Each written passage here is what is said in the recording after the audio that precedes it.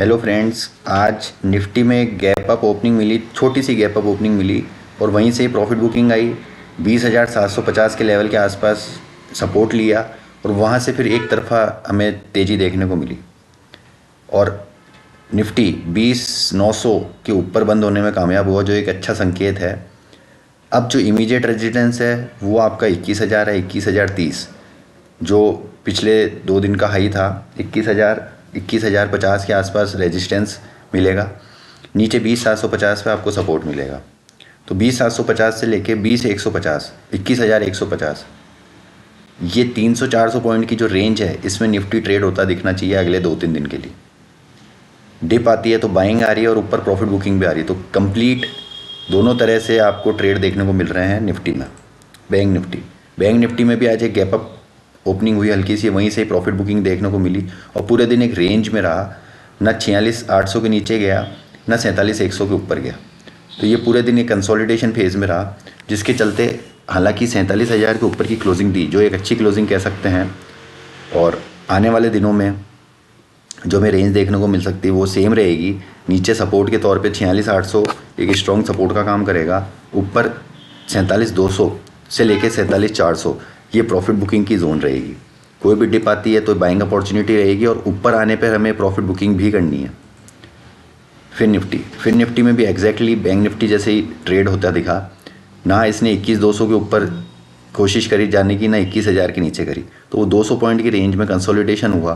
पर इसमें थोड़ा सा हमें तेज़ी देखने को मिली, जिसके चलते 21,150 के ऊपर की क्लोजिंग, 21,200 के आसपास की क्लोजिंग कह सकते हैं, तो वो अच्छी क्लोजिंग कही जाएगी।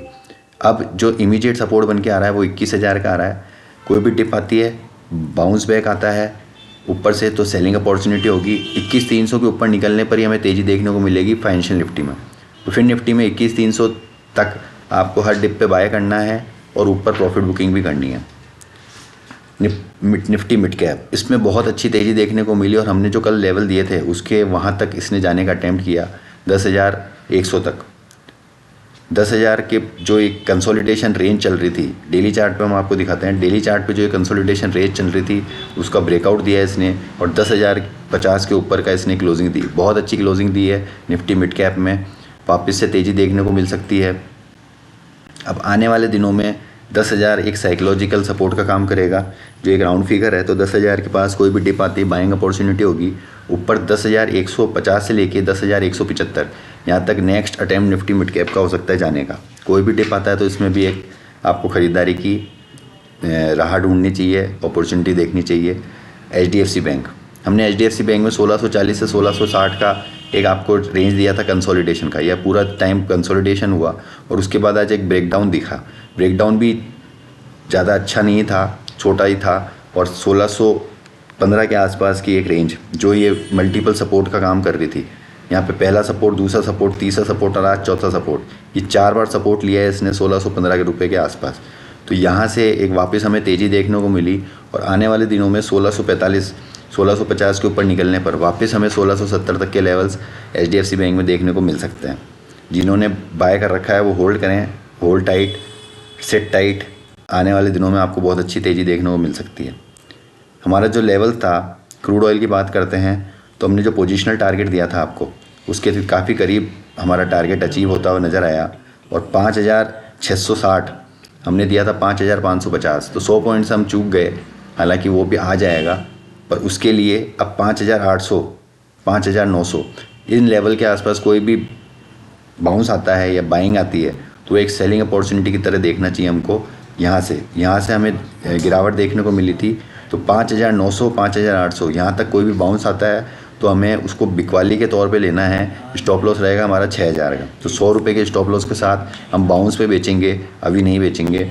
किसी को अभी ट्रेड लेना ही है तो वो छोटे स्टॉप लॉस के साथ, जो कि रहेगा 5,680 के स्टॉप लॉस के साथ आप क्रूड ऑयल में बाय कर सकते हैं 5,800, 5,900 के टारगेट के लिए, और वहाँ आने पर हमें सेल भी करना है।